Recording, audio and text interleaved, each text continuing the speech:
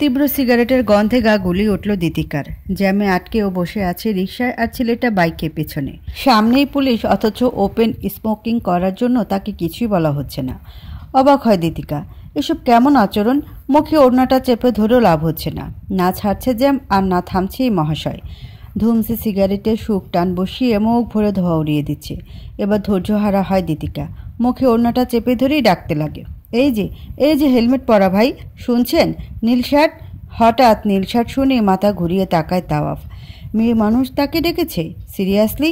এই ডাকে আর যাই হোক, তাওয়াফ সাড়া না দিয়ে থাকতে পারে না, একদমই না।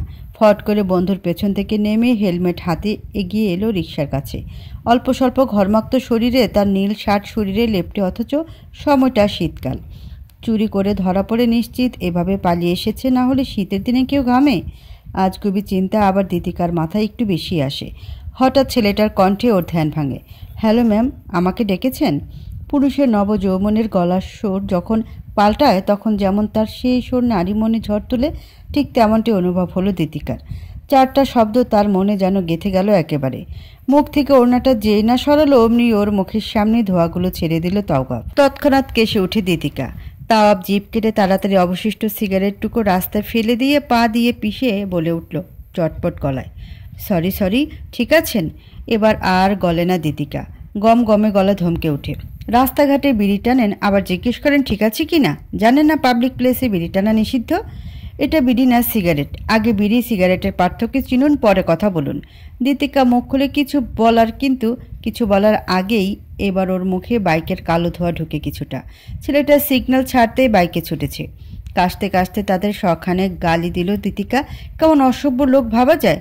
পরক্ষণে অনুভব হয় ও নিজেও গতির উপর আছে। রিকশাও নিজ গতিতে টেনে যাচ্ছে মধ্যবয়স্ক লোকটা। নিউ মার্কেট এরিয়াতে আসতেই দীতিকা রিকশা থামায়।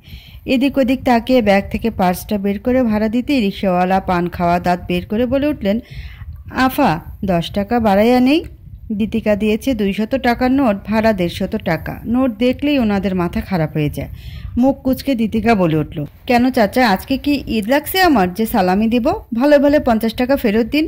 এমন কাঠখোট্টা জবাবে লোকটা কথা বাড়ায় না। টাকা ফেরত দিন। টিং টিং বেল বাজাতে বাজাতে রিকশা টেনে চলে যান।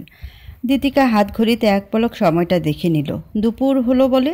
তখনই চঞ্চল পায়ে এক মেয়ে ছুটে এলো ওর দিকে। দীতিকা মুখ যে কালো করলো, আর সাদা করার নাম নেই। রিধা দম নিয়ে সোজা হয়ে দাঁড়ায়। সোজা দীতিকাকে জড়িয়ে ধরে চটপটে গলায় বলে উঠল, সরি, যান, আমার রাগ করে না প্লিজ। দীতিকা তবুও মুখটাকে বাংলার 5, 6, 7 যা বানানো যায় বানালো। রিধাকে নিচ থেকে ছাড়িয়ে নিয়ে কিছুটা রাগ ঝেড়ে বলল, সন্ধ্যার আগে বাসায় যেতে হবে আমাকে। এখন অলরেডি দুপুর। ক্ষুদায় পেটে চুচু করছে। খাবো কখন? তোর হাদারামের সাথে দেখা করবি কখন? আর শপিং করব কখন? এমনিতেই দিন ছোট। একদমই কথাগুলো বলে কিছুটা পানির প্রয়োজনীয়তা বোধ করলো দীতিকা। রিধা ওর হাত টানতে টানতে বলে উঠল, সব হবে জান, নো চিন্তা, ফুর্তি। রোড ক্রস হয়ে ওরা প্রথমে 2 জন কফি নিল, দুটো গরম গরম। তাতে চুমুক দিতে দিতে লেগে গেল শপিংয়ে। টুকটাক শপিং করার কথা থাকলেও ওরা 2 হাত ভর্তি শপিং করলো। ফোনের শব্দ কানে আসতেই রিধা হাতে থাকা কানের দুলটা রেখে তা রিসিভ করলো। ওর কথা বলার ভঙ্গি দেখিয়ে দীতিকা বুঝে গেল আর কেউ না, রিধার হবু জামাই কল করেছে। আজ ওদের আংটি দেখতে যাওয়ার কথা, সেজন্য মূলত বের হওয়া। রিধা কানের দুলটা তাড়াতাড়ি কিনে নিয়ে দীতিকার হাত ধরে টানতে টানতে বলতে লাগলো, দোস্ত রিসাতরা এসে গিয়েছে, চল তাড়াতাড়ি, লেট হবে। আরে আজও লাঞ্চ করবো না? মুটকি একটা খাবি তো? থাম একটু, খালি খাই। দীতিকা মুখ কুচকে নিল তৎক্ষণাৎ। ও মোটেও মুটকি না, আবার সারা শরীরে রিধার মতো হাড্ডিও না। রাস্তা পার হতেই একটা হোটেলে ঢুকে পড়ল 2 জন। এদিক ওদিক নজর বুলিয়ে রিশাতের দেখা মিলল কোনার দিকে। দীতিকা হাসি মুখে আর রিধা কিছুটা লজ্জারত মুখে এগিয়ে গেল রিশাতের দিকে। রিশাত 2 জনকে দেখে হাসি মুখে দাঁড়ালো। ছেলেটা যথেষ্ট ভদ্র, তার ব্যবহারে বোঝা যায়। ওদের হাতের ব্যাগগুলো নিচ থেকে নিয়ে 2টো চেয়ারে রাখলো। দীতিকা ওদের 2 জনকে একসাথে বসিয়ে নিজে বসলো টেবিলের অপর দিকে। 6 জনের বসার মতো জায়গা হলো 3টা, ওরা 3 জন আর 2টোতে ব্যাগ রাখা। রিশাত এদিক ওদিক তাকিয়ে মুখে চ শব্দ করে বলে উঠল, তাওয়াফটা কোথায় গেল? রিধা মিনমিন করে বলল, তাওয়াফ ভাইও এসেছে? তো ওকে ছাড়া আসবো? রিশাতের কথা চুপ করে গেল রিধা।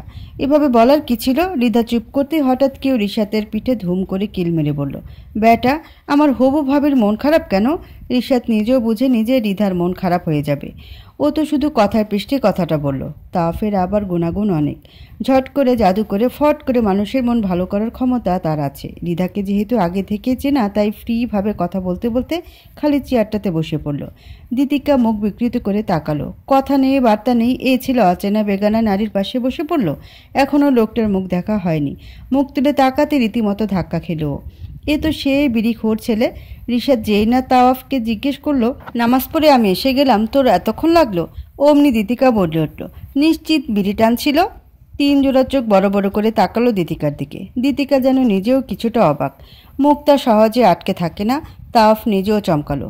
এ তো সকালের মেয়েটা, হায় আল্লাহ, এখন না আবার ঝগড়া লাগিয়ে দেয়। রিশাদ কিছুটা সন্দিহান গলায় প্রশ্ন ছুড়ল, দীতিকা তুমি কিভাবে জানলে তাওয়াফ বিড়ি খায়? তীব্র প্রতিবাদ শোনা গেল তাওয়াফের গলায়। ওটা সিগারেট হবে, বিড়ি না। সিগারেট বলো, সিগারেট। দীতিকা এবার বিরক্ত হয়ে গেল। একটা মানুষ কিনা সিগারেট নিয়ে এতটা সিরিয়াস? রিশাদ হাত উঁচু করে বলল, মাফ কর ভাই, থাম এবার, খাবার অর্ডার দে আগে। তাপ যেন ফট করে মুড ঠিক করে নিল। চমৎকার হেসে বলে উঠল, ভাবির বান্ধবী তাহলে আপনি? মানে আমার বন্ধুর শালী, আমার বেআইন? বেআইন শব্দটা এত টেনে বলার কি হলো খুঁজে পেল না। খাবার অর্ডার করা হতে ওয়েটার জানালো 20 মিনিট লাগবে। ওরা 4 জন কথা বলছে তখন। রিধার হাতটা টেবিলের নিচে দিয়ে রিশাদ ধরতেই চমকে তাকায় রিধা। চোখে রিশাদের ছোট্ট একটা সরি বলে রিশাদ। রিধা মুচকে হাসে। লোকটা কিভাবে বুঝে ওর মনের কথা? দীতিকা মুখটা গোমরা করে বসে আছে। তাওয়াফের শেষে এসে কথা বলছে। রিধা আর রিশাদও তাল মিলাচ্ছে। খাবার আসতেই সবাই খাবারে মনোযোগ দিল। রিধা আর দীতিকা দুজন ছোটবেলার বান্ধবী। রিধার বিয়ে ঠিক হয়েছে 6 মাস আগে।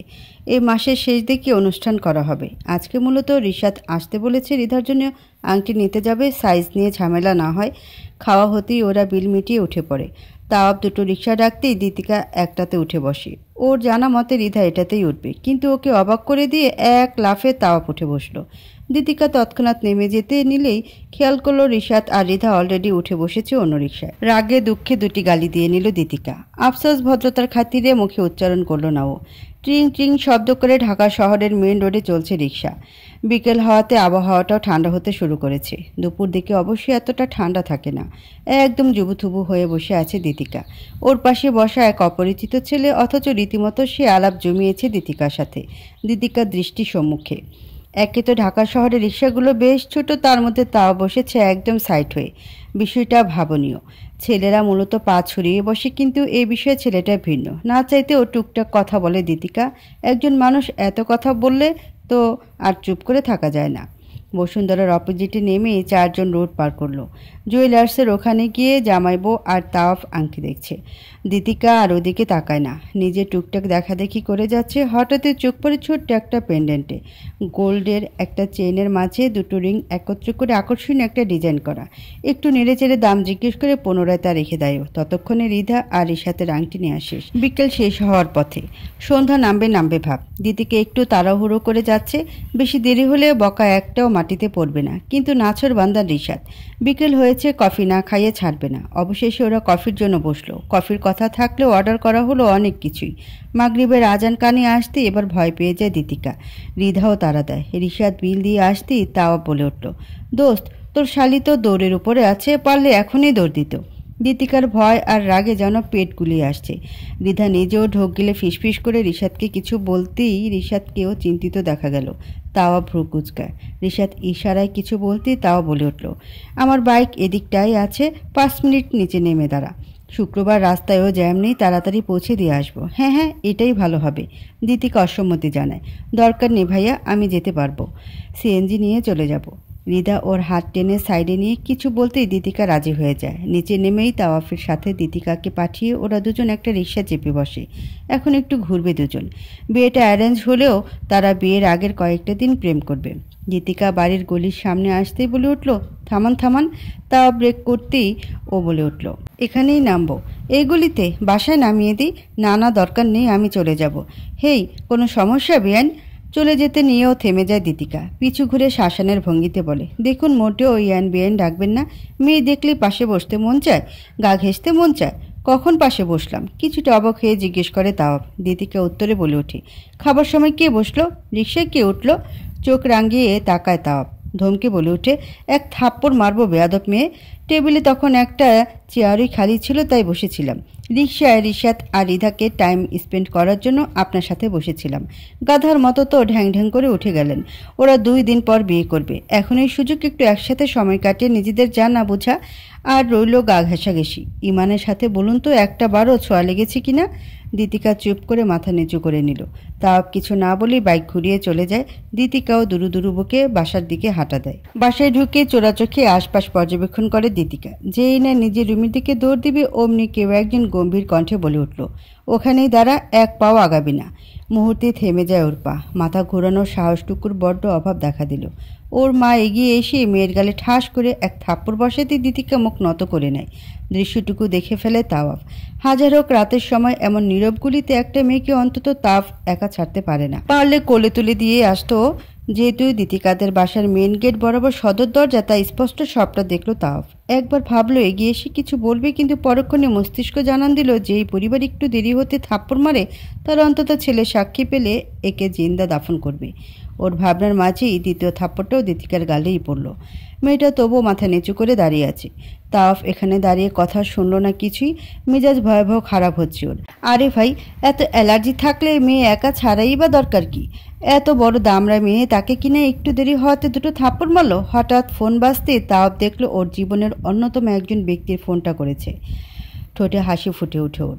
বউ লেখাটা ভাসছে স্ক্রিনে। রিসিভ করতে অপর পাশের মেয়েটি কিছু বলল। তাওয়াফ হেসে দিয়ে জানালো, সরি না জান, আসছি তো এখনই।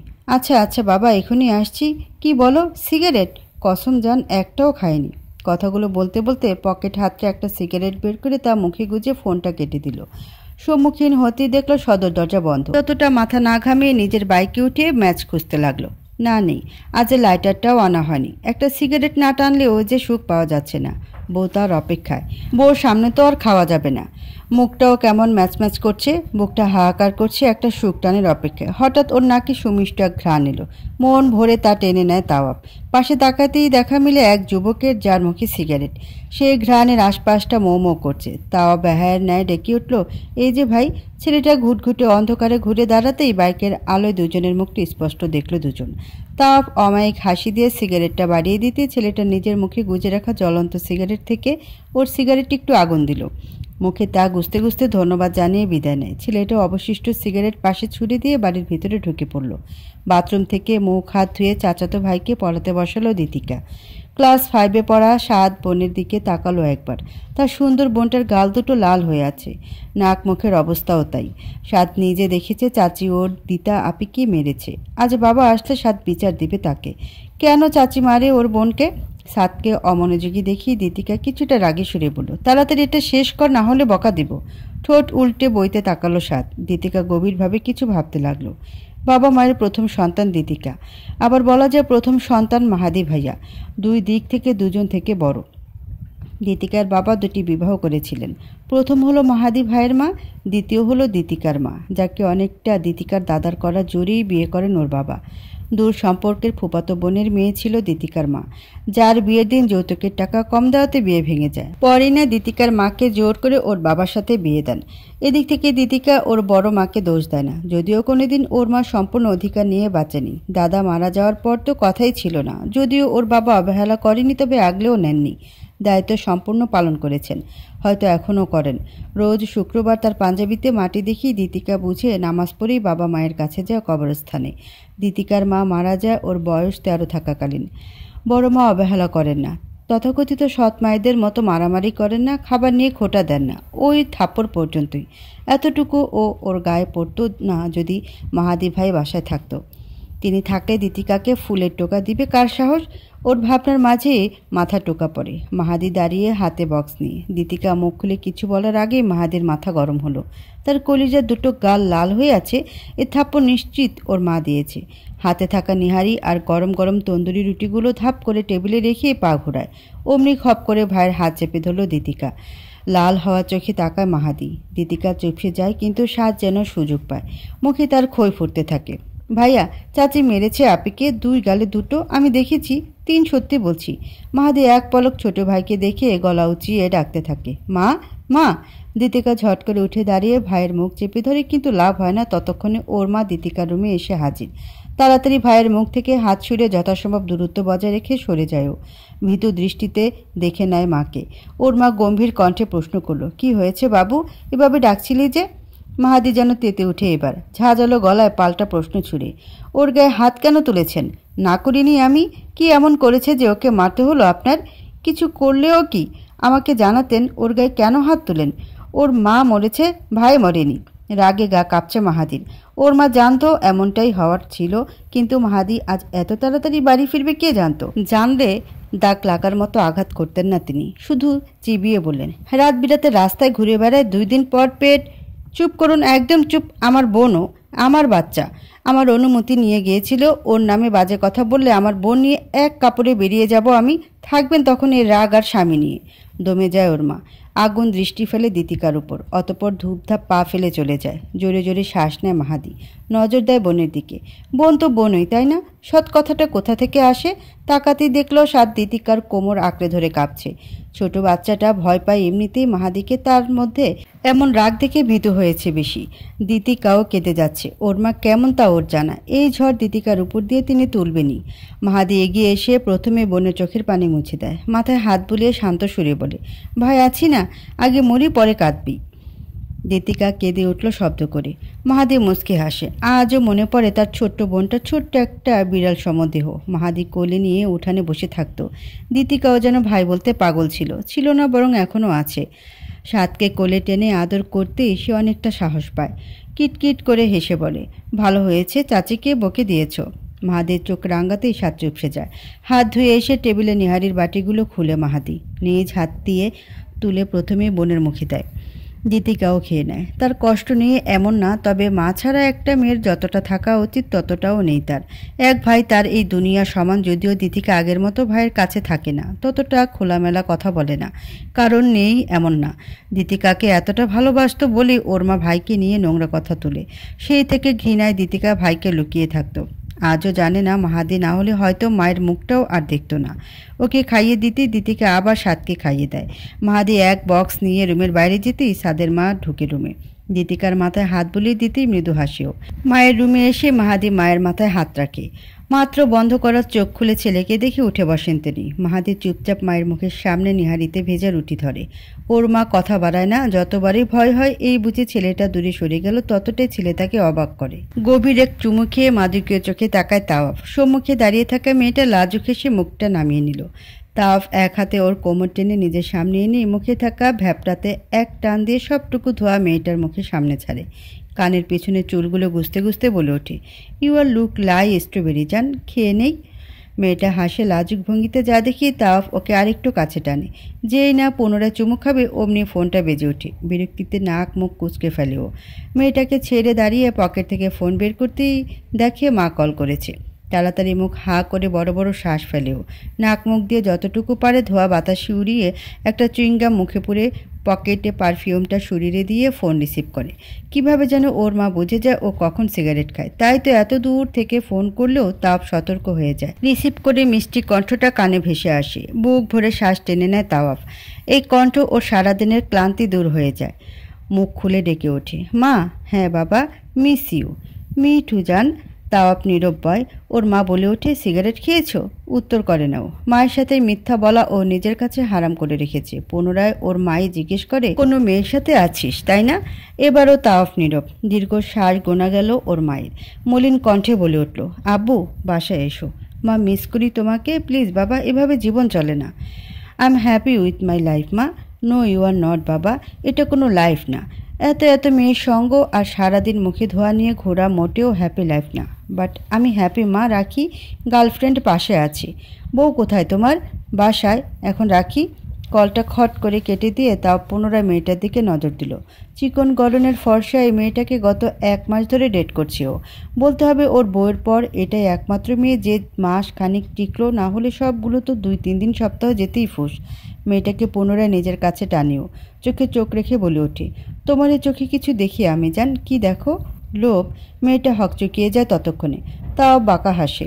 মেয়েটার গলার কাছে মুখ নিতে নিতে বলল, বউ আছে আমার। চমকে তাকায় মেয়েটা। তাওয়াফ ধীরে ধীরে এগুচ্ছে। মেয়েটা অবাক হলেও সামলে নেয় নিজেকে। তাওয়াফ গলার কাছে যেতে যেই না তাওয়াফের চুলের ভাঁজে গলা গলালো, অমনি ফট করে সরে যায়। মেয়েটার দৃষ্টিতে হতভম্ব ভাব। তাওয়াফ তাচ্ছিল্য হেসে জিজ্ঞেস করে, বউ আছে জেনেও সমস্যা নেই? এগিয়ে এসে ওর গলা জড়িয়ে ধরে মেয়েটা উত্তর করে, আমরা আলাদা থাকলাম, না হয় তুমি ডিভোর্স দিলে। একটা মেয়ের সংসার ভাঙতে খারাপ লাগবে না? কথা না বাড়ে মেয়েটা ওর কলার টেনে ধরে অমনি তাপ ধাক্কা দিয়ে সরিয়ে দিল ওকে। চোখ রাগে লাল হয়ে আছে যেন। হঠাৎ ওর এহেন কাণ্ডে ভালোই চমকায় মেয়েটা। কিছু জিজ্ঞেস করতে নিলেই বলে উঠল, একদম টাচ করবে না, তোমাদের মতো মেয়েদের তো আমার টাকার লোভে এতদূর কি, তাই তো? অপমান করছো তাপ? মেয়েটাও কিছুটা রেগে যায়। তাপ তাচ্ছিল হেসে বলে, এই 1 মাসে 30,660 টাকা খরচ করেছি তোমার উপর, সাথে আজকের ভ্যাপের ধোয়া তো তোমাকেই খাওয়ালাম। খরচ করেছি তোমার পেছনে, অপমান গায়ে লাগলে ফেরত দিয়ে যাও। রাগে অপমানে মেয়েটা ধূপধাপ পা ফেলে চলে গেল সেখান থেকে। তাপ মুখ বাঁকিয়ে পকেট থেকে একটা সিগারেট বের করে মুখে তুলে মাথা এলিয়ে দেয় চেয়ারটাতে। বা চোখ দিয়ে হঠাৎই এক ফোঁটা পানি গড়িয়ে পড়ে ওর। ঠোঁটের ভাঁজে একখানা কলিজা জ্বালানো আগুন। চোখ বন্ধ করতে ভেসে ওঠে নিষ্পাপ এক মেয়ের অবয়ব। বউ ওই যে কল দিল আর দিল না। কথাটা ভাবতে উঠে দাঁড়ায়ও, কিন্তু তখনই টিশা নামক একটি নাম জলজল করে ওঠে ওর ফোনে। বাঁকা হাসে তাওয়াফ। এর সাথে আলাপ জমেছে ক্ষীর হয়ে আছে কবেই। আজ ডেটে যাওয়ার কথা। চট করে রিসিভ করেই টিশাকে এই রেস্টুরেন্টের ঠিকানা দিল। টিশার পৌঁছাতে সময় লাগলো আধা ঘন্টা। ততক্ষণে নিজের বউকে কল লাগায় তাওয়াফ। তার কলিজার বউ নিশ্চিত রেগে আছে এত রাত হওয়াতে। পরক্ষণই মনে করে তাওয়াফ, বউ তার যথেষ্ট আদর পাগলি। আজ না হয় আদর করার আগে কতক্ষণ মন ভোলানো কথা বলবে। ঝলমলে সকাল হওয়ার কথা থাকলেও আজকের সকালটা মোটেও তেমন না। ফজরের পরই দীতিকা ছাদে উঠে গেল। উদ্দেশ্য কুয়াশা বিলাস। আজব না ব্যাপারটা? হোক তাতে কি। গ্রীষ্মের পচা গরমে শরীর আদৌ সেদ্ধ হয়েছিল, এখন সকলের উচিত কুয়াশায় ভিজে শরীর চাঙ্গা করা। অন্তত দীতিকা এটাই ভাবে। পা টিপে টিপে ছাদে উঠতে দেখা মিলল ঘোলা এক আকাশের। আশেপাশের কিছুই চোখে দেখা যাচ্ছে না। নিজের নাকের ডগায় ব্যথা অনুভব করলো দীতিকা। নিশ্চিত ঠান্ডা এমনটা হচ্ছে। শরীরে থাকা শালটা আর একটু আঁকড়ে নিয়ে এক ধ্যানে গাছে বসা চড়ুই পাখি পর্যবেক্ষণ করেও। সকালে এই ছাদে আসার অন্যতম উদ্দেশ্য হলো ধান ছিটানো। শীতের সকালে কত রকমের যে পাখি আসে, দুই একটা তো দীতিকা চেনেও না। এই পাখিকে ধান দেয়া নিয়েও কম ঝামেলা হয়নি। মাহাদি কেন এগুলো এনে টাকা অপচয় করবে, এটা বলে ওর মা যা তা কথা শুনিয়েছিল দীতিকাকে। এরপর থেকে ছাদে আসতো না ও। নিজের ভাত থেকে একটু বাঁচিয়ে তা ছাদে রাতেই ছিটিয়ে রাখতো। তবে 2 দিন যেতেই ধরা খেয়ে যায় ও। সেদিন বাবার সামনে মা থাপ্পড় মেরে বলেছিল দীতিকা খাবার নষ্ট করে। বাবা চুপ থাকলেও তাণ্ডব ঘটিয়েছিল মাহাদি। আর ওর কানে কথাটা স্বাদ বাদে আর কে দিবে তা বুঝতে বাকি ছিল না দীতিকার। এরপর থেকে ছাদেই ধান রাখা থাকে। মাঝে মধ্যে মাহাদি চেনাও এনে দেয়। পাখিদের কি রোজ রোজ এক ধান ভালো লাগে? কথাটা ভাবতে আনমনে হাসেও। নিজের ঠান্ডা হাতটা গালে রেখে শীতলতা অনুভব করে। গত রাতে বাবা এসেছিল ওর রুমে। ভেবেছিলেন হয়তো ও ঘুমে, তাই ডাকেননি, শুধু দীতিকার 2 গালে হাত বুলিয়ে চলে যান। দীতিকার আফসোস নেই, মা নেই, বাবা যতটুকু আদর করে সেটাই কি যথেষ্ট নয়? আচমকা মাথায় কারো স্পর্শে চমকে পেছনে তাকায় দীতিকা। মাহাদিকে দেখে হেসে ফেলে বলল, তুমি এত সকালে? পাখিকে খাবার দেওয়া শেষ হলে রুমে যা, প্রচুর ঠান্ডা। আবার বিড়ি খেয়েছ? 2 টান দিয়েছিলাম মাত্র, তোকে দেখা মাত্র ফেলে দিলাম। ওই দিকে তাকা, দেখ আদৌ খাওয়াও হয়নি। দীতিকা মাথা ঘুরিয়ে দেখে আসলেই হয়তো মাত্রই ধরিয়েছিল। তবুও ভাইকে প্রশ্ন করলো, এত সকালে তুমি কি করছো ভাইয়া? বিড়ি হয়ে পড়তে তো পারছি না, তাই ঠোঁটে আগুন নিয়ে রাখি। কী সব উল্টাপাল্টা বলো ভাইয়া, এটা হৃৎপিণ্ড জ্বালায়? ওটা আগেই কয়লা হয়ে আছে। কয়লাতে হিরে হয়? কদাচিৎ হবে, দেখো। আচ্ছা তুই বললি তাহলে হয়তো হবে। দীতিকা চলে যেতে মাহাদি আকাশ পানে তাকায়। কি দরকার ছিল জীবনটা এত জটিল হওয়ার? হেই দীতিকা। পেছন থেকে পুরুষ কণ্ঠ শুনে ফিরে তাকায়ও। পিছনে তাওয়াফ দাঁড়িয়ে। আজকের লুকটা ভিন্ন। অগোছালো চুলগুলো কপাল জুড়ে তার। সদা সর্বদা ঠোঁটে গোজা সিগারেট। একটা ট্রাউজারের সাথে হুডি পরে ওই দিকেই আসছে। দীতিকা হাবার ন্যায় পলক না ফেলে দেখতে লাগলো তাওয়াফকে। তাওয়াফ মুচকে এসে বলল, এদিকে কোথায় যাচ্ছ? নিজেকে ধাতস্থ করে নিয়ে রয়ে শুয়ে উত্তর দেয় দীতিকা, রিধার সাথে কাজ আছে। দেখো আজ আবার রাত করো না, তাহলে একটা মারও নিচে পড়বে না। চকিত দৃষ্টিতে তাকায় দীতিকা। তাওয়াফ নিজেও মুখ ফসকে বলে ফেলেছিল। পরিস্থিতি সামলে নিতে বলে উঠল, তোমার ওই দিনের ভীতু মুখটা ভুলতে পারছিলাম না। শ্বাস ফেলে দীতিকা। তাপ হাসি হাসি মুখে তাকিয়ে আছে। হঠাৎই দীতিকার ভেতর ভালো লাগা কাজ করলো। কারণটা স্পষ্ট নয়, জাস্ট বিপরীত লিঙ্গের উপর যে আকর্ষণ সেটা নয়, বরং ভিন্ন কিছু। এই ছেলেটা সব কিছুই কেমন জানি আকর্ষণীয়। তাপ ওকে চুপ থাকতে দেখে মুখের সামনে তুড়ি বাজিয়ে বলল, কোথায় হারালে দিতি? হুম, কি ভাবাচ্ছ? কই তোতলাচ্ছ কেন? আরে না। আচ্ছা একটা কথা জিজ্ঞেস করি, করো। বিড়ি টেনে কি সুখ পান? মুহূর্তেই অগ্নি চক্ষু করে তাও বলে উঠল, পাঞ্জা দেখেছ আমার হাতের? এই হাতের এক থাবা গালে পড়লে মুখ ভেসকে যাবে। বিড়ি কি? হ্যাঁ, শুদ্ধ ভাষায় শিখনি? বলো সিগারেট। দীতিকা হা হয়ে তাকিয়ে রইল। এই তো ভালো ছিল লোকটা, হঠাৎ কি হলো? একটা মানুষ সিগারেট নিয়ে এতটা পসেসিভ কিভাবে হয়? হৃদয় এসে ওকে ডাকলেও দীতিকা যেন কথা বলার ভাষা হারিয়ে ফেলল। মাত্রই ভয়াবহ অপমান করা হয়েছে তাকে। রিতা আর ঋষাদের গায়ে হলুদ আজ, সেজন্য তোর জোরের শেষ নেই। সেই সাথে শেষ নেই দীতিকাদের বাসায় অশান্তি। কেন মাহাদি এত টাকার ফুলের গয়না আনলো তো আনলো, 1000 টাকা খরচ করে। কেন কাঁচা ফুলের গহনাই আনতে হলো? দীতিকা কি বউ? ওর কেন এসব পরা লাগবে? দীতিকা মুখ নিচু করে মিনমিন করে শুধু বলল, আমি ভাইয়াকে বলিনি মা, বিশ্বাস করো। চুপ বেয়াদব। আমার ছেলেকে বসে আনতে চাস তাই না? ছেলে ঘোরাবি নিজের পেছনে, চরিত্রহীনা কোথাকার। মাহাদি যেন চিৎকার করে উঠল। রুম থেকে ওর বাবাও বের হলেন। স্ত্রীর চিৎকার শুনে বের হয়েছিলেন, তবে মাহাদির হুঙ্কারে থমকে গিয়েছেন কিছুটা। মাহাদি এগিয়ে এসে কান্নারত দীতিকার হাতটা মুঠোয় পুড়ে নিয়ে ভয়ানক চাহনি দিল মাকে। ঝাঁঝালো গলায় বলে উঠল, চরিত্র নিয়ে যদি আর একদিন কথা বলো, কসম করে বলছি তোমাদের ছেড়ে চলে যাব। আমি এটা পারি তা তুমিও জানো মা। দীতিকা মাথা নিচু করে কেঁদেই যাচ্ছে। মাহাদি ওকে নিয়ে রুমে চলে গেল। বাবা শুধু এগিয়ে এসে ঠান্ডা গলায় বললেন, ওকে ওর মতো ছেড়ে দিলেও তো পারো। আমার সব সুখ খেয়েছো, কোনো দিনও ছাড়বো না। তুমি সুখেও ছিলে কোন দিন? বলেই ভদ্রলোক চলে যান। ওর মা শুধু অশ্রু চোখে ফুঁসতে থাকেন। কানে তার বাজছে এখনও স্বামীর বলা কথাটা, তুমি সুখেও ছিলে কোন দিন। বোনের সামনে হাঁটু গেড়ে বসে আছে মাহাদি। দীতিকা কাঁদছে ফুপিয়ে। মাঝখানে শুধু ভাইকে একটাই প্রশ্ন ছুঁড়েছে, কেন এসব এনেছো ভাইয়া? মাহাদি উত্তর করে না। সাদ এসে দরজা ধরে দাঁড়িয়ে আছে। তার দিতি আপাকে চাচি আজ আবারও বকেছে। মাহাদি দীতিকার পাশে উঠে বসে, মাথায় হাত বুলিয়ে দিয়ে বলে, তুই আমার ফুলটুসি না? ফুলটুসিকে আজ ফুলে দেখতে মন চাইলো তাই ফুল আনলাম। আর কিছু কি দরকার ছিল? ওই যে বললাম মন চাইলো শুধু শুধু। আয় সাজবে এখন। হলুদ শাড়ি না নিয়েছিলি? কোথায় ওটা? বলতে বলতে আলমারির কাছে যায় মাহাদি। দীতিকা বলে ওঠে, যাব না ভাইয়া, মার খাবি কিন্তু। খাবো, তবুও যাব না। তাই জেদ করো না ভাইয়া, ভালো লাগছে না তা আমি দেখে নিব। বলেই শাড়ি বের করে দীতিকার হাতে তুলে দিয়ে ঠেলে ঠেলে ওয়াশরুমে পাঠিয়ে রুম থেকে বের হলো। দরজার পর্দা ধরে দাঁড়িয়ে আছে সাদ। মাহাদি দেখিয়ে মুচকি হেসে কোলে তুলে নিয়ে বলল, চল। কই যাব ভাই? সামনের দোকানে।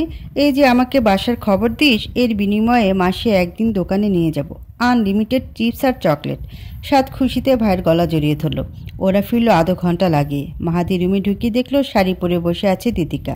দীর্ঘ শ্বাস ফেলে নিজে এগিয়ে এসে ফুলের গয়নায় হাত দিল। দুই হাতে দুটো রজনীর গাজরা পরিয়ে দিতে দিতে বলল, বাকিগুলো পরাতে পারি না রে ফুলটুসি, পরে নে না শোনা। মায়া হয় দীতিকার। ভাই তাকে অনেক ভালোবাসে, কিন্তু মাই কেন জানি এই ভালোবাসা সহ্য করতে পারে না।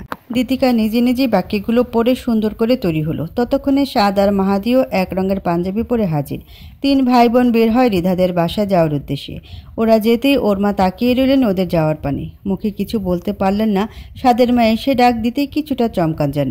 ছেলে মেয়ে একসাথে হলুদ হচ্ছে, তাই 3 বাড়ির ছাদ একত্র করে অনুষ্ঠানের আয়োজন। এদিকটা বাড়িগুলো একদম লাগানো। কেউই 1 ইঞ্চি পরিমাণ ছাড় দেয়নি।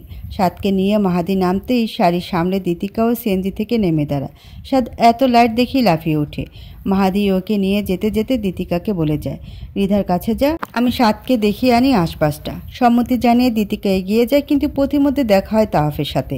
দুটো মেয়ের সাথে বেশ হেসে এসে কথা বলছে সে। মুহূর্তে যেন খারাপ লাগলো দীতিকার। প্রথম দেখায় যে ভালো লাগা হয় তার তাওয়াফের ক্ষেত্রে কিছুটা তেমনই অনুভব হয়। এই তো গত কয়েকদিন ধরে মেসেজিং করা হয় পরস্পরের সাথে।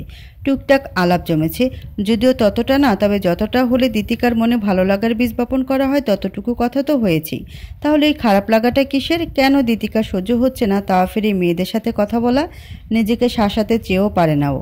এই ছেলের সাথে আর কথা বলবে না এটাই ভেবে নিল, কিন্তু কপাল সায় দিল না। দীতিকা পাশ থেকে সরে যেতে নিলে কর্ণগোচর হলো তাওয়াফের পুরুষালী স্বর, আরে দিতি এই দিকে এসো। না চাইতে ঘুরে দাঁড়ায় দীতিকা। ও ঘুরে যে না দাঁড়ালো অমনি যেন বেকা একটা তারকাটা সোজা হাওয়া নেয় সোজা দাঁড়িয়ে গেল তাওয়াফ। বাঙালিয়ানাভাবে এক পরে শাড়ি পরে কাঁচা ফুলের সমাহারে নিজেকে সাজিয়েছে দীতিকা। সাইড করে একটা ঢোলা ঢালা বেনি করে রেখেছে, বা পাশটাতে সেটা শোভা পাচ্ছে। লাল নীল সেই আলোতে উজ্জ্বল দেখালো দীতিকাকে। তাওয়াফ কিছুক্ষণ তাকিয়ে রইল। দীতিকা হাঁসফাঁস করছে তখন। তাওয়াফ কেন আজ পর্যন্ত এমন করে কোনো পুরুষ কি তাকিয়েছে তার দিকে? অবশ্য তাকানোর সুযোগ দেওয়া হয়নি কাউকে। মাহাদি একাই যথেষ্ট তাকে প্রোটেক্ট করার জন্য। ওইদিকে হই হুল্লোড় হলেও ছাদের কোণা ঘেঁষে যে সাইডটা গিয়েছে এটা একদম ফাঁকা। সেটাতে হেলান দিয়ে দাঁড়িয়ে আছে তাওয়াফ। তার সম্মুখে ঠিক দীতিকা। তার মধ্যে কিছুটা জড়তা কাজ করছে, জানা নেই, কিন্তু তাওয়াফ তখন তাকে শুধু বলেছিল যাতে এখানে আসে। পকেটে হাত গুজে দাঁড়িয়ে আছে তাওয়াফ। দিদিকে এবার চুপ থাকতে পারল না, মুখ ফসকে বলেই ফেলল, কতক্ষণ দাঁড়িয়ে থাকবো? যতক্ষণ আমি বলি। চাইলেই কিন্তু দিদিকা বাঁকা উত্তর দিতে পারে, কিন্তু কেন জানি তার মন চাইল না। তাওয়াফ ছেলেটা ঠিক কেমন সেটাও বুঝতে পারছে না। মন শুধু জানে দিদিকার ভালো লাগা কাজ করছে। এই ভালো লাগার সাহায্যে আগে পায়নি, কখনোই না। হঠাৎ ধীরে সুস্থে সোজা দাঁড়িয়ে তাওয়াফ মুখোমুখি দাঁড়ায়। ডান হাতটা বাড়িয়ে দিতে দু পা পিছালো দীতিকা। তাওয়াফ হেসে ফেলে। দীতিকার ভ্রুতে তখন ভাঁজ। তাওয়াফ এবার এগিয়ে এসে ওর লম্বা বেনিটা হাতে তুলে নিল। দীতিকা ঠায় দাঁড়িয়ে রইল, হয়তো হাব ভাব বোঝার চেষ্টায় আছে। ওকে অবাক করে দিয়ে তাওয়াফ নিজের পাঞ্জাবির পকেট থেকে একটা একটা করে রজনীগন্ধা বের করে তা গেঁথে দিল বেনির মাঝে। সবগুলো গেঁথে যখনই ক্ষান্ত হলো তখনই চোখ শীতল হয়ে এলো তার। এর জন্য রূপ বাড়ল। খাঁচা মুক্ত হওয়া পাখির ন্যায় সৌন্দর্য তাকে ঘিরে। তাওয়াফ আনমনে শুধু বলল, মাশাআল্লাহ। এবার যেন লজ্জা পায় দীতিকা। দ্রুততার সাথে পা বাড়ায় সামনের দিকে। এখানে আর থাকা যাবে না, কিছুতে না। ও যেতে যেতেই কানে এলো, এখন যাও, পাখি উড়ে নাও। এরপর তাওয়াফের খাঁচায় আটকে নিব। শ্বাস আটকে দীতিকা চলে যায়। ভেতরে ওর ধুকপুক করছে রীতিমতো। এটা কি তবে তার প্রথম প্রেমের সূচনা হলো? যেন এলোমেলো বর্ণমালা তার দেহ জুড়ে ঘুরে বেড়াচ্ছে। মাহাদির সাথে ধাক্কা লেগেই থামে দীতিকা। মাহাদি এক পলক দেখে বলল, সুন্দর লাগছে আমার ফুলটুসিকে। বেনির ফুলে বেশ লাগছে। দিন গড়িয়ে মাস, তেমন মাস গড়িয়ে বছর গড়ালো তাওয়াফ দীতিকার প্রণয়ের। এত এত নারীদের সঙ্গ পাওয়া ছেলেটা এখন এক নারীতে আসক্ত। শুধুই কি আসক্ত, একেবারে যাকে বলে প্রেমাসক্ত। দীতিকার জীবনধারাও বদলায়নি, আগের মতোই বাড়ির অবস্থা। তবে যতক্ষণ বাইরে থাকে ততক্ষণ তার হৃদয়ের গভীরে ভালোবাসায় টইটম্বুর থাকে। তাই তাওয়াফ নামক লোকটা তাকে যেন ভাসিয়ে নেয় স্বর্গীয় সুখে। সেদিন হলুদের অনুষ্ঠানের পর অতি লজ্জায় লাল হওয়া দীতিকা আর তাওয়াফমুখী হবার সাহস করেনি, কিন্তু অনুষ্ঠানে তো যাওয়ারই ছিল। সেদিনও তাওয়াফের মুখোমুখি হতেই থমকে গিয়েছিল দীতিকা। তাওয়াফের পুরুষ সুলভ আচরণ, যার সাথে মিশ্রিত থাকে নরম কণ্ঠ, গভীর হয়ে মাঝে মধ্যে রাগ করা, রাত বিরাতে কল দিয়ে কথা বলতে বলতে একসাথে সূর্যোদয় দেখা, অথবা রাতের আকাশে তাকিয়ে অহেতুক তারা গণনা করা, সবটাই দীতিকার জন্য ছিল প্রথম, নতুন। হাতে ঘড়ি দিয়েছিল দীতিকাকে তাওয়াফ, যেন ছোট বাচ্চাকে ধরে হাঁটা শেখানো হয়, ঠিক তেমনইভাবে ওকে প্রেম শিক্ষা দিয়েছিল তাওয়াফ।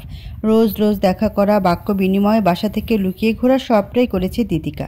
বিশ্বাস অর্জন তো তাওয়াফ সেদিন করেছিল যেদিন দীতিকা পাগল হলেও সামনে ছিল তাকে তাওয়াফ। এই তো মাস 6 এক আগের ঘটনা। তখন নতুন নতুন অনুভূতিতে ডোবা ডোবা প্রেম দীতিকার। সাথে চলছিল রিধার নতুন দাম্পত্য জীবন। একমাত্র বেস্ট ফ্রেন্ডের সাথে রিধা সবটাই শেয়ার করত। রোমাঞ্চিত হয়ে উঠত দীতিকা। ঘটনা এখানে না, ঘটনা ঘটে এক বিকেল কাশফুলে। শরৎকালে যখন সাদা সাদায় কানা চারদিক, তখন দীতিকা আর তাওয়াফ গিয়েছিল দিয়াবাড়ি। কাশফুলের মাঝে হারিয়েছিল এই প্রেম যুগল। যখন তারা একদম মাঝখানে, তখন তাওয়াফ হঠাৎ দীতিকার কোমর টেনে নিজের কাছে নেয়। অল্পতেই দুর্বল হয়ে যায় দীতিকা। তাওয়াফকে আরও নিকটে চাইতেই তাওয়াফ আটকে নেয় তাকে। দীতিকা নিজে লজ্জা পেয়ে যায়।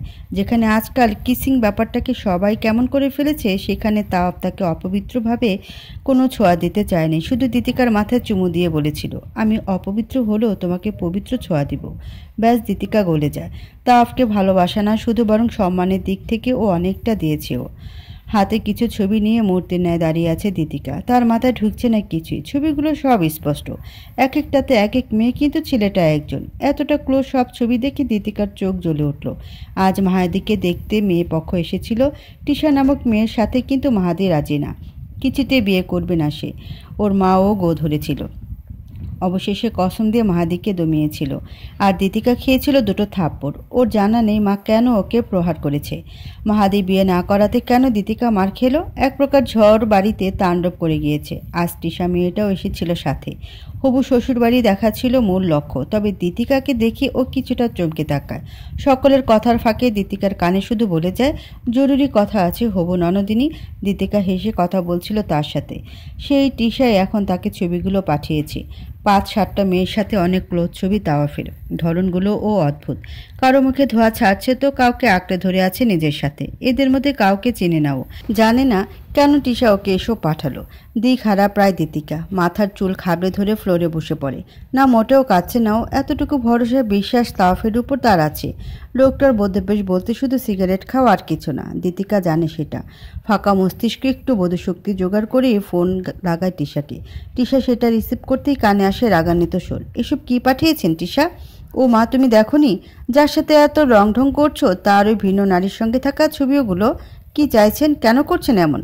দেখো দীতিকা, তাওয়াফ থেকে দূরে থাকো, ও মোটেও সুবিধার না। খেয়ে দিয়ে হাত মুছে ফেলার ছেলে তাওয়াফ। 1 মাসের বেশি কোনো মেয়ে টিকেনি ওর কাছে, তুমিও টিকবে না, সো বি কেয়ারফুল।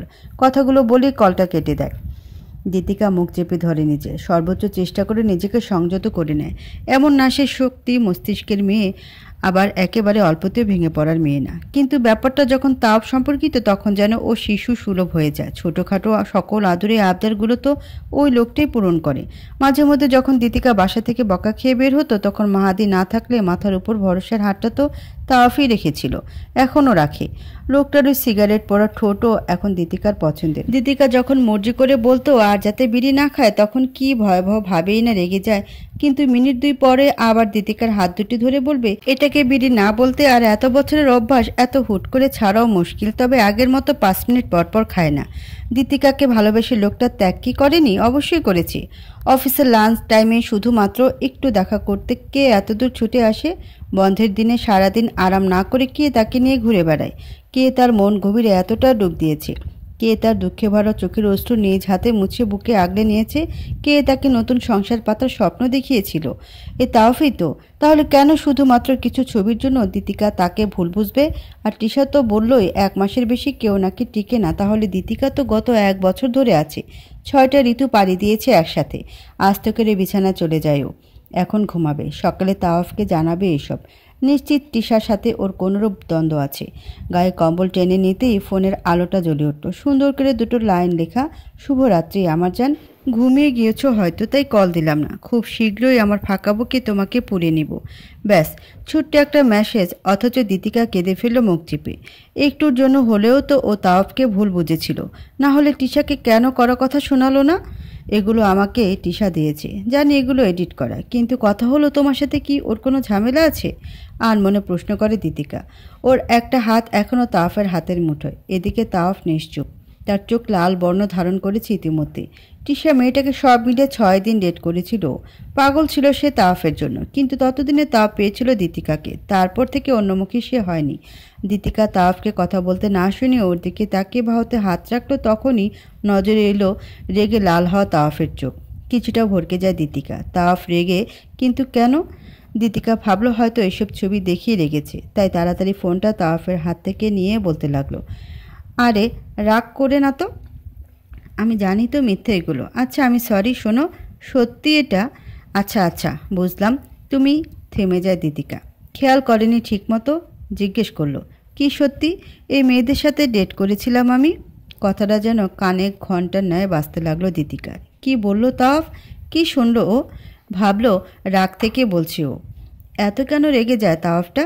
দীতিকা ফোন পাশে রেখে তাওয়াফের হাত ধরে 2 হাতে হাসি মুখিয়ে বলে, 100বার সরি প্লিজ, আমি একবারও ভুল বুঝিনি, বিশ্বাস করুন, রাগ করবে না দয়া করে। আমার কে আছে আপনি বাদে? বলতে বলতে কিছুটা কেঁদে ফেলে দীতিকা। তাওয়াফ তাকিয়ে রয় সেই মুখশ্রীতে অনিমেষ। একটা ঢোক গিলতে ওর অ্যাডামস অ্যাপলটা উঁচু নিচু হয়ে নড়ল। তবুও মুখে বলল, ওদের সাথে আমি সত্যি ডেট করেছিলাম দিতি, কিন্তু বিশ্বাস করো এখন কেউ নেই। তাওয়াফের চোখ বাচন ভঙ্গিতে স্পষ্ট যে সে মিথ্যে বলছে না। ঢোক গিল দীতিকা, চোখে অবিশ্বাস নিয়ে বলল, মিথ্যা? সত্যি? আমার ভালোবাসা সেটাও সত্যি, আর আপনার ভালোবাসি। এই মেয়েগুলো ফ্যান্টাসি ছিল। কথাটা বলতেই দীতিকা তাওয়াফের হাত ছেড়ে দিল। কান্নারত চোখে তাকিয়ে থাকে তাওয়াফের দিকে। ভাঙ্গা গলায় শুধু বলে, আপনি তো জানতেন তাওয়াফ আমি কতটা ভঙ্গুর ছিলাম। এই ভঙ্গুর মেয়েটাকে ভেঙে চুরমার না করলেও পারতেন। কথাটা বলে দৌড়ে বেরিয়ে যায় ও। তাফের মস্তিষ্ক সচল হলো যেন, দৌড়ে পিছু নেয় ওর। ততক্ষণে দীতিকা সিএনজিতে উঠে চলে গিয়েছে অনেক দূর। তাও বাইকে চাবি ঠুকিয়ে পিছু নেয়। ওর হাত কাঁপছে রীতিমতো। একটু ভালো থাকতে চেয়েছিল ও, এই চাওয়াটা কি ভুল ছিল? সিএনজিটা বেশ এগিয়ে গিয়েছে। তাফ এত দ্রুত বাইক চালিয়েও যেন ধরতে পারছে না। হঠাৎই তাফের খেয়াল হলো ওর ভেতরে ফাঁকা ফাঁকা লাগছে। বহু বছর পর কিছু হারিয়ে যাওয়ার ন্যায় অনুভূতি হচ্ছে। কাছাকাছি এগোতে সিগন্যাল পড়ে গেল। তাফ এবার কিছুটা ভয় পেয়ে যায়। সবটা খুলে বলা হয়নি তাকে, ভুলভাল কিছু না করে বসে। তাওয়াফের ভয়ে যেন ঘাম ছুটে যাচ্ছে। আশেপাশে না তাকিয়ে বাইকের গিয়ার বাড়িয়ে সোজা চলে গেল। ট্রাফিক পুলিশ অফিসার কিছু বুঝে ওঠার আগেই ওর বাইকটা অদৃশ্য হয়ে যায়।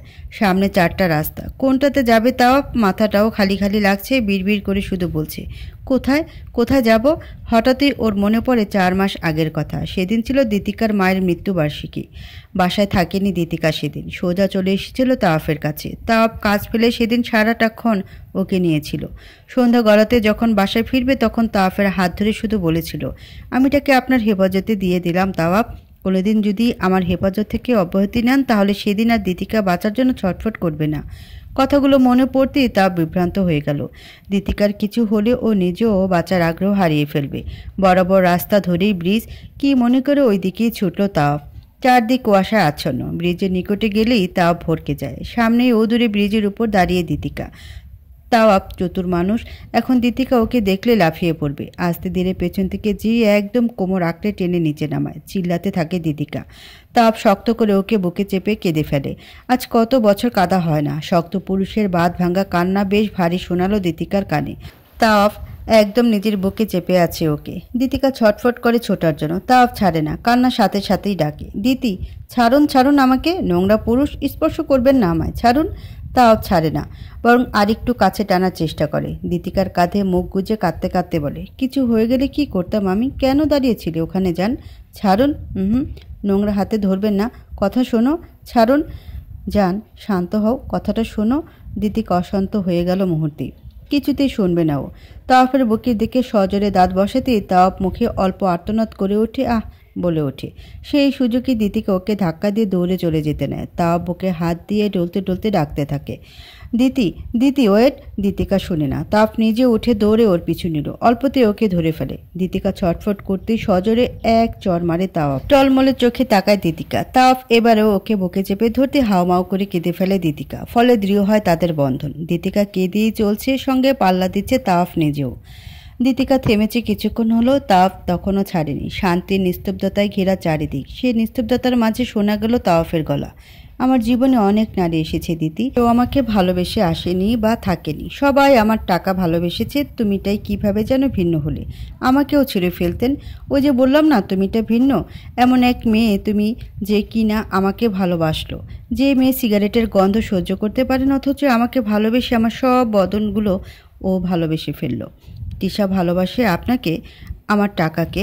মনে হচ্ছে না তুমি ততটা বুঝলে। এটা হয়তো বলতে না, এরা কেউ আমাকে ভালোবাসেনি জান। সবাই স্বার্থপর। নারী মানেই স্বার্থে ভরপুর, অথচ তুমিটা বরাবরই ভিন্ন। সব নারী স্বার্থপর। আমার মা আছে না, মায়েরা কখনো স্বার্থপর হয় না। হয় আমার মা হয়, যে মা নিজের 6 বছরের ছেলেকে তার মায়ের কাছে রেখে অন্য পুরুষ বিয়ে করে দেশের বাইরে সেটেল হয়ে যায়।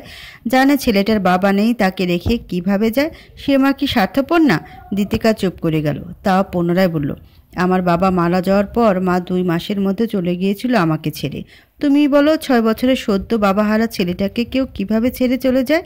দীতিকার বুক ভার হয়ে এলো, তবুও মুখে বলল, তাই বলে এত এত মেয়ের সাথে? আবার ভুল ভাবছো তুমি। তারা আমার টাকা ভালোবেসেছে, এসেছে, চলে গিয়েছে, ব্যাস। আমিও যদি চুপ, একদম চুপ, কি বলবে? আমাকে ছেড়ে চলে যাবে? এত সোজা? আমার জীবনের চন্দ্রবিন্দু তুমি দিতি, তোমার পর কেউ না। দীতিকা অবাক হয়ে জিজ্ঞেস করলো, এর মানে আমার আগে 27 জন ছিল? ভোরকে উঠে তা চট জলদি উত্তর করে, না না, তাহলে গাধি কি সাধে বলি? দীতিকা চুপ রইল। তাও পুনরায় বলা শুরু করলো, চন্দ্রবিন্দু বাংলা বর্ণমালার যেমন শেষ, তেমনি আমার জীবনে তুমি শেষ নারী দিদি। দীতিকা তাকিয়ে রইল তাওয়াফের চোখে। মানুষের জিহ্বা মিথ্যা বললেও নাকি কখনো চোখ মিথ্যা বলে না। কথাটা সত্যি। ভণ্ডামি, কপটতা, ছল কিংবা প্রেম সবটাই কিন্তু চাহনিতে বোঝা যায়। সামনেজন বুঝতে পারল না, সেটা হলো দেখার বিষয়। দীতিকা তাকিয়ে বোঝার চেষ্টা করে, আগেও করেছিল। ওর কখনো মনে হয়নি তাপ মিথ্যা বলছে বা এখন বলছে। এত এত নারীর সাথে ছলনা কি আদৌ তাপ করেছে, নাকি ছলনাময়ী ছিল ওইসব নারীগুলো? প্রশ্নটা জটিল, ভীষণ জটিল। দীতিকার ছোট্ট মাথাটা এত জটিল প্রশ্নের উত্তর দিতে পারল না। হয়তো সেই 6 বছর বয়সে পাওয়া আঘাতটা তাকে তখনই নারী বিদ্বেষী করে তুলেছিল। পরবর্তী জীবনে নারীদের আগমনগুলোও তাই ছিল। কেউ তাকে ভালোবেসে কাছে রয়েছিল তার টাকা পয়সা দেখে, কিন্তু সব কিছুরই তো একটা শেষ থাকে। চন্দ্রবিন্দু থাকে প্রতিটি মানুষের জীবনে, যার পর আর নেই কোনো বর্ণমালা। বারবার ফিরে তাকিয়ে তাওয়াফের চোখের গভীরতা অনুভব করে দীতিকা। আচমকা ঠোঁটে হাত দিয়ে ভঙ্গুর কণ্ঠে বলে উঠি, এই ওষ্ঠে কত নারীর ওষ্ঠ ধরে ছোঁয়া লেগে আছে।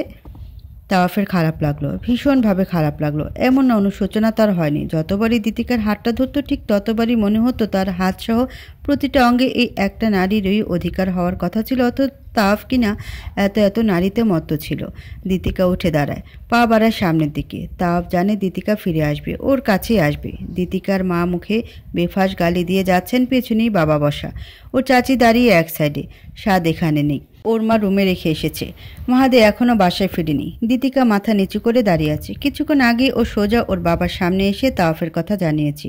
সাথে এটাও বলেছে যে তাওয়াফকে ও বিয়ে করবে। এ কথা শুনতে ওর মা তেড়ে এসে দুটো থাপ্পড় বসিয়ে দেন ওর গালে।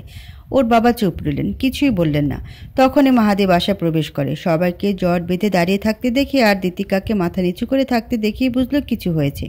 এগিয়ে এসে দীতিকার সামনে দাঁড়িয়ে বলল, কি হয়েছে? কেউ বকেছে তোকে? দিতি, তাকা আমার দিকে। দীতিকার সরল চোখে ভাইয়ের পানে তাকাতেই মাহাদির যেন রক্ত ছলকে উঠল। গাল দুটোতে পুরো লাল দাগ পড়ে গিয়েছে। দীতিকার হাতের পাঞ্জাটা নিজের হাতে ধরে রাগী গলা জিজ্ঞেস করলো, আপনি আবার ওকে মেরেছেন? ওর মা আজ দমল না, দ্বিগুণ তেতে উঠে বলে উঠল, 2 দিন পর মুখে চুনকালি মাখাবে এই মেয়ে, এখনই নিজের পেছনে দামড়া দামড়া ছেলে ঘুরায়। আমার কথা তো এতদিন বিশ্বাস করলি না, এখন বুঝ। মাহাদি গম্ভীর কণ্ঠে বলল, মুখ সামলান মা, ভালো হবে না, খারাপের বাকি আছে কিছু। মাহাদি উত্তর করতে নিলে গম্ভীর কণ্ঠে ওর বাবা বলে উঠলেন, মাহাদি থামো। মাহাদি কথাগুলো গিলে নিলেই শোনা যায় দীতিকার গলা, আমি তাওয়াফকে ভালোবাসি ভাইয়া, তাকেই বিয়ে করব। ঘটনা কি ঘটল বোঝা গেল না, তবে দীতিকার কান ঝাঝা করে উঠল। মাহাদির চোখ দিয়ে পানি পড়ছে। দীতিকাকে ওর মাই পুনরায় থাপ্পড়টা মেরেছে। আশ্চর্য, আজ মাহাদি প্রতিবাদ করে না। দীতিকার হাতটা ছেড়ে দেয়। ছেলেটা শুধু কাঁদছে, তবে শব্দহীন। দীতিকা ভাইয়ের মুখে তাকালো। মাহাদের চোখ গড়িয়ে শুধু পানিই গড়িয়ে যাচ্ছে। দীতিকা ভেবেছিল ভাই সবসময়ের মতো প্রতিবাদ করবে, তবে তা হয় না। এই প্রথম মাহাদি কিছুই বলে না, তবে দীতিকা এই প্রথম তার ভাইকে কাঁদতে দেখল। মাহাদের হাতটা ধরতে মাহাদি শুধু বলল, আমি কাঁদতে চাইনি, কিন্তু জানি না কেন কান্না আসছে। মাস গড়লেও কেউ রাজি হয়নি দীতিকার ব্যাপারে, তবে মায়ের অত্যাচার বেড়েছে চক্রবৃদ্ধি হারে। বাবা ওর জন্য কোনো দিন কথা বলেনি মায়ের বিপক্ষে, এখনও বলে না। কিছু ভিন্ন দিক দেখা যায় মাহাদির। এমন না মায়ের করা অত্যাচারের কথা সে জানে না, কিন্তু এখন সে কিছুই বলে না। রাত তখন 3:30, সবাই গভীর ঘুমে ডুবে আছে। দীতিকা আস্তে করে বাড়ির গেট পেরিয়ে রাস্তার নামতে এদিক ওদিক সতর্ক দৃষ্টি ফেলল। সামনের গুলিতে তাওয়াফ তার অপেক্ষায়। এক প্রকার দৌড়ে সেদিকে ছুটে দীতিকা। এই বাড়িমুখী আর কোনোদিন সে হবে না। এখানে তার কেউ নেই, কেউ না। মা নেই, বাবা থাকতেও সে যেন ইতিম। যে ভাইয়ের ভরসায় এতকাল বাঁচত, সে ভাইও মুখ ফিরিয়ে নিয়েছে তার থেকে। দীতিকার এখন নিজের বলতে তাওয়াফ ছাড়া কেউ না, কেউ না। দীতিকা পালালো। সেই দৃশ্যটুকু সম্পূর্ণ আটকে রইল বারান্দার অন্ধকারে দাঁড়িয়ে থাকা এক পুরুষের। সে আজও কিছু করল না, তার চোখ বেয়ে শুধু পানিই গড়ালো। ওই রাতেই তাওয়াফ আর দীতিকা বিয়ে করে নিল। সাক্ষী হিসেবে ছিলেন রিধা আর রিশাদ। তাওয়াফ সোজা বউ নিয়ে নিজের বাসায় উঠল। এ বাসায় সে একা থাকে, তার আদরে বউ থাকে অন্য বাসায়। দীতিকা নজর ঘুরিয়ে এদিক ওদিক দেখছে। হঠাৎ পেছন থেকে তাওয়াফ জড়িয়ে নিল তাকে, কানের কাছে ফিসফিস করে বলল, জান, সব স্বপ্ন মনে আছে? আমারও। তাওয়াফ হুট করে পাজা কোলে তুলে নিল দীতিকাকে। অতঃপর স্বপ্নের দুনিয়া হাতড়ে বেড়ায় দুই মানবীর হৃদয়। সকল বাধা ভুলে তারা দুজন লেপটে যায় দুজনের মাঝে। দীতিকা তখন তাওয়াফের মাথাটা নিজের বুকে নিয়ে চোখ বুজে আছে। ভবিষ্যৎ ওর জানা নেই, তবে এটা জানে এই পুরুষ ওর হাত ছাড়বে না। হঠাৎ তাওয়াফের ফোনটা বাজতে দীতিকা সেটা হাতে তুলে জল জল করে লেখা সেখানে বউ। দীতিকার বুকে যেন তীর বিঁধল। হঠাৎই মনটা বলে উঠল, সে কি আদৌ চন্দ্রবিন্দু? মোটামুটি ছোট্ট একটা ফ্ল্যাটের বাইরে দাঁড়িয়ে তাওয়াফ, দীতিকা। দীতিকার চোখ মুখ ফোলা। সারা রাত মেয়েটা কেঁদেছে। তাওয়াফ হাজার বোঝালেও মানেনিও। তাওয়াফ তাকে ঠকিয়েছে, এটাই তার কথা। কলিং বেল বাজাতেই দরজা খুলেন এক মধ্যবয়স্ক মহিলা। তাওয়াফকে দেখতেই হেসে বললেন, এসেছো বাবা, তোমার বউ তো রেগে আছে, দেখো কথা বলে কিনা। দীতিকা চমকালো। ভদ্রমহিলা কি জানে দীতিকা তাওয়াফের দ্বিতীয় বউ? দীতিকার হাত ধরে ভেতরে গেল দুজন। একটা রুমের সামনে যেতে কিছুটা চমকায় দীতিকা। সম্পূর্ণ গোলাপি রঙে রাঙানো রুমটা, একদম A to Z সব গোলাপি। গোলাপি বিছানার চাদরেই বসে আছে সুন্দরী এক কন্যা। তাও পেছন থেকে চোখ ধরতে মেয়েটার মুখে হাসি ফুটে ওঠে। পরক্ষণেই রাগ করে বলে, কে? ছাড়ো বউ। মেয়েটা কেঁদে ফেলে। তাপ তাকে বুকে জড়িয়ে কেশহীন মাথায় হাত বোলায়। দীতিকা হা করে সব দেখিয়ে যাচ্ছে। তখনই ভদ্রমহিলা বলেন, অবাক হচ্ছ? এরা এমনি, এই রাগ এই পানি। এই বাচ্চাটা, হ্যাঁ ওই তো তাওয়াফের বউ, ক্যান্সারে আক্রান্ত সে। তাওয়াফের সাথে কোনো রক্তের সম্পর্ক নেই, অথচ দেখো কাউকে ছাড়া কেউ বাঁচে না। এই অভিমান, এই ভালোবাসা। আমার ছোট্ট বাচ্চাটা কতই বা বছর বলো? সবে 7 বছর, অথচ ডক্টর বলে দিয়েছে বাঁচবে না আর বেশি দিন। দীতিকা যেন জান প্রাণে অবাক হয়। গতকাল রাত থেকে কত কী না বলেছে ও তাওয়াফকে, এমনকি তালাকের কথাও বলেছি। অন্তত কারো ঘর সংসার ভাঙার মেয়ে দীতিকা না। নিজের পাশে তাওয়াফের উপস্থিতিতে ধ্যান ভাঙে ওর। তাওয়াফ শুধু ওর চোখে তাকিয়ে বলল, আমার এই ঠোঁট, অনেক ঠোঁট স্পর্শ করলে এই দেহের ভাগ শুধুমাত্র তোমার কাছেই সঁপেছি দিতি। দীতিকা মাথা নিচু করে নিল। গত রাতের রাগে কষ্টে অনেক কথা সে তাওয়াফকে বলেছিল। ট্রেনের বগিতে বসে আছে ছোট্ট একটা বাচ্চা ছেলে। এই তো বছর 2 হবে তার। তার পাশেই তার মা বাবা। বারবার গোল গোল চোখ করে আশেপাশের জায়গাটা দেখছে সে। জানালার বাইরে হাত দিতে দীতিকা তা সরিয়ে দিল। ছেলেটা আবারও একই কাজ করতে রাগী গলায় দীতিকা বলল, তাওহিদ, ব্যাস দুষ্টামি তার বন্ধ। দীতিকা এদিক ওদিক তাকিয়ে বলল, তোমার পাপা কোথায় গেল বলো তো? বাবুটা মুখে অস্পষ্ট সুরে বলল, পাপা ওইতে পাপা, পাপা ওদিকে। মা ডাতো পাপাকে। তাওহিদ পাপা যাবে। তাওয়াফ এসে ছেলেকে কোলে তুলে নিয়ে বসলো। তাওহিদ বাবার বুকে লুকিয়ে বলল, পাপা, মা বকা দিত তাওহিদকে। তাই? আমার পাপাকে বকা দিয়েছে? মায়ের এত সাহস, পাপা মাকে বকুনি দিব। তাওহিদ খুশি হয়ে গেল। তখন এই ট্রেন সাইরেন বাজিয়ে ছুটে চলতে শুরু করেছে। তাওয়াফ ছেলেকে একটা চিপসের প্যাকেট ছিঁড়ে তার মুখে একটা একটা করে দিচ্ছে। দীতিকা জানালা দিয়ে বাইরে তাকিয়ে হঠাৎ কোমরের দিকে নিজ পুরুষের স্পর্শ পেয়ে পাশ ঘুরে তাকালো। তাওয়াফ হেসে ছেলের অগোচরে দীতিকার গালে চুমু খেলো। ট্রেন ছুটে এগিয়েছে অনেকটা। দীতিকা তাওয়াফের কাঁধে আর তাওহিদ বুকে ঘুমিয়ে আছে। তাওয়াফ জানালার বাইরে তাকায়। আজ এত বছর পর মায়ের কাছে যাচ্ছে, জেদটা দীতিকার। তাওহিদকে দাদি ডাক শিখিয়েছে। এত বলার পর আর তাওয়াফ না করতে পারেনি। তাদের এই 2.5 বছরের সংসারটাও কম না। এত এত ভালোবাসা আর সুখে পরিপূর্ণ। সত্যি তাওয়াফের চন্দ্রবিন্দু এই দীতিকা, যার আগমনে সে পরিপূর্ণ, আর কারো আসার সম্ভাবনা নেই। হঠাৎই চিৎকার চেঁচামেচি শোনা গেল। তাপ কিছু বুঝে ওঠার আগেই পরিস্থিতি বদলে গেল। ট্রেনে আগুন লেগেছে, এই কথাটাই কানে শুনল শুধু। অতঃপর 4 দিকে সেকেন্ডের ব্যবধানে তা ছড়িয়ে গেল। দীতিকা নিজেও এত চিল্লাচিল্লিতে উঠে যায়। আশেপাশে তাকিয়ে পরিস্থিতি বোঝার চেষ্টা করে, কিন্তু ততক্ষণে জল গড়িয়ে বহুদূর। হাহাকার লেগে গেল মুহূর্তেই। বের হওয়ার রাস্তা পায় না তাওয়াফ। সব দিকে আগুন জ্বলে যাচ্ছে। দীতিকা কান্নারত গলায় বলতে লাগলো, তাওয়াফ, তাওয়াফ, তাওহিদের নাক ধরো, আমার ছেলে এই ধোঁয়ায় মরে যাবে। তাওয়াফ ছেলেকে বুকে চেপে ধরল।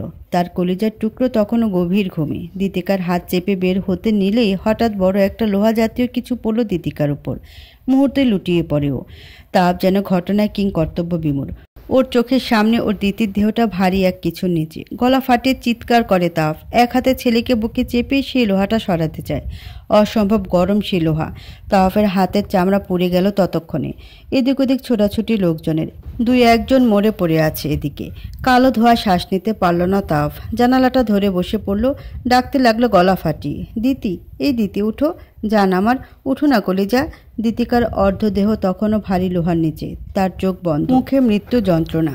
প্রাণ কি নেই সেই দেহে? তার দিতি কি তাকে ছেড়ে চলে গেল? হঠাৎ তাওয়াফ বুকে খেয়াল করলো ওর ছোট্ট সোনাটা নড়ছে না। কালো ধোঁয়ায় ডুবে থাকায় তাওয়াফ দেখলো না কিছু। ওর পায়ের দিকে গরম লেগে ততক্ষণে চামড়া পুড়ে গিয়েছে। কাঁদতে কাঁদতে ডাকে তাওয়াফ, পাপা, এই পাপা উঠো, তাকা, বাবার কলিজা তাকা না। তাওহিদ তাকায় না। তাওয়াফ পাগল হয়ে ওঠে, পাগলের মতো কাঁদতে থাকে। কি পেলি মা ছেলে, উঠ, দুটো এখনই উঠ। এই পাপা উঠ না রে কলিজা। দিদি তোমার ছেলে ওঠে না, ওকে ধমক দাও, আজ কিছু বলবে না। ওঠে না কেউ। তাওয়াফ গলা ফাটিয়ে কাঁদতে থাকলো। আধারের মাঝে ছেলের মুখটাতে চুমু খেতে খেতে পাগলের ন্যায় কাঁদতে লাগলো। আশেপাশের লোকজন হইচই করছে। প্রাণ বাঁচার তাগিদে সবাই তখন তাদের কাছে সাহায্য চাইছে। তাওয়াফ শুনছে সবটা, তবে তার মস্তিষ্ক কাজ করছে না। পায়ের উপর দীতিকার অর্ধদেহ, বুকে ছেলেটার নিথর দেহ। আশেপাশে লাশ পড়ে আছে। জানালা দিয়ে যখন তাওয়াফের অর্ধ পোড়া হাতটা ধরে কেউ টান দিতে গেল, তখন শুধু শোনা গেল, আমার চন্দ্রবিন্দু এভাবে ছিল বুঝি? সকাল হয়নি এখনও, সবে ভোর 4টা। রেল লাইনের পথ ধরে খালি পায়ে হেঁটে চলছে মাহাদি। তারই পাশে সাদ। মাহাদি এদিক ওদিক তাকায়। তার বয়সী অনেকে হাঁটতে আসে এখানে, তবে ফজরের পর, এই সময় না। মাহাদি আরও সামনে যেতে নিলেই সাদ তার হাতটা ধরে। মাহাদি করুণ চোখে তাকাতেই সাদের যুবক কণ্ঠ শোনা যায়, আর না ভাই, অনেক দূর এসেছো আজ, চলো এবার আর একটু চলি। একটুও না ভাই, চলো বাসায়, বলে হাঁটা ধরল। মাহাদি কথা বাড়ালো না, বেশি পথ এখন হাঁটতে পারে না ও। কতই বা বয়স হলো, এই তো মাত্র 40। আজ অভ্যস্ত সে এই রেল লাইনের, রোজ আসা হয়, মনে হয় ওর দিতে এখানে, তার আর তাওয়াফের ছোট অংশটাও এখানে। সেদিন দিতিকা বাসা থেকে যখন পালায় তখন তা মাহাদি দেখেছিল, থামায়নি ওকে, কারণ ওই দিন দিতিকা ওর মা আর মাহাদির কথা শুনে ফেলেছিল। মাহাদি যখন আকুল আবেদন করে দিতিকাকে চাইছিল ওর বাবা থেকে, মাহাদি ওর আপন ভাই না? ওদের যেমন মা এক না, তেমনি বাবাও এক না। দিতিকার বড় ফুপির ছেলে মাহাদি। ওর বড় মায়ের সন্তান হচ্ছিল না বলে ওর দাদা দিতিকার বাবাকে দ্বিতীয় বিবাহ করান, তবে বড় মা শর্ত দিয়েছিলেন ওর বাবাকে কোনোদিন তার সন্তানের কাছাকাছি যেতে পারবে না। হয়েছিল ওটা। মাহাদির মা বাবা মারা যান যখন তার 1 বছর 6 মাস। সেই থেকে সে এই বাড়িতে। বড় মামির নিজের সন্তান না থাকায় সে আদরে আদরে পেলেছিল মাহাদিকে। 7ম শ্রেণীতে পড়াকালীন একদিন এই সত্যি জানতে পারে মাহাদি। দিতিকাকে ভালোবাসত সে, তবে কেউ রাজি না। দিতিকা নিজেও জানতো না তাকে মাহাদি ভালোবাসে। মামাতো ফুফাতো ভাই বোন বিয়ে জায়েজ, তবুও ওর মা বাবা রাজি ছিলেন না। সেই থেকে কম তো চেষ্টা করেনি মাহাদি, কিন্তু পারেনি। তার জীবনের শুরুর বর্ণমালাই ছিল চন্দ্রবিন্দু।